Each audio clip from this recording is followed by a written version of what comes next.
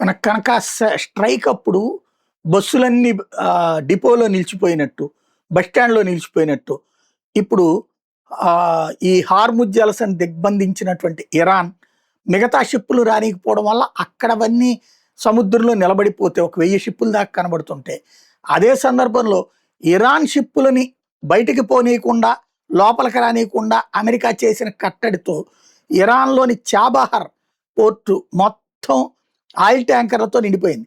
భారీగా నిలిచిపోయినాయి. గత వారం రోజులు గల్ఫ్ ఆఫ్ ఒమన్‌లోని ఈ ఓడరేవు సమీప జలాల్లో సుమారు 6-8 సూపర్ ట్యాంకర్లు నిలిచిపోయినాయి. United Against Nuclear Iran Windward అనే సముద్ర నిఘా సంస్థ ఇది ప్రకటించింది. వివిధ దేశాలకు చెందిన పలు చిన్న ట్యాంకర్లు కూడా అక్కడే నిలిచిపోయినాయి. కాగా ఈ దిగ్బంధం కారణంగా ఇప్పటికే 2 భారీ నౌకలను వెనక్కి పంపినట్టు అమెరికా నౌకాదళాలు ఇప్పటికే చెప్పినాయి. చాబహార్ దగ్గర భారీగా ట్యాంకర్లు ఇచ్చి ఉండడంతో ఇరాన్ నౌకల్లోకి చమురుని వాటిలోకి మారుస్తున్నారు. ఇందుకోసం పాత నౌకల్ని తిరిగి సేవలోకి తీసుకొస్తున్నారు.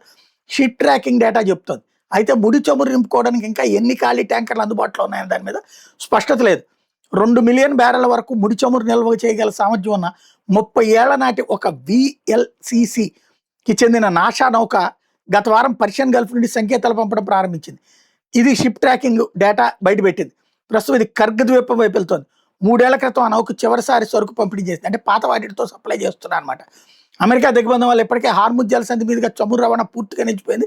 దీంతో సుమారు 155 మిలియన్ బ్యారెల ఇరాన్ ముడి చమురు నిల్వ సముద్రంలోనే. ప్రస్తుతం వీటి పరిస్థితి అగమ్యగోచరంగా మారింది. చమురు నిల్వ చేసే సామర్థ్యం అయిపోతున్నందున టెహ్రాన్ త్వరలోనే ఉత్పత్తి కూడా నిలిపేయాల్సిన పరిస్థితి.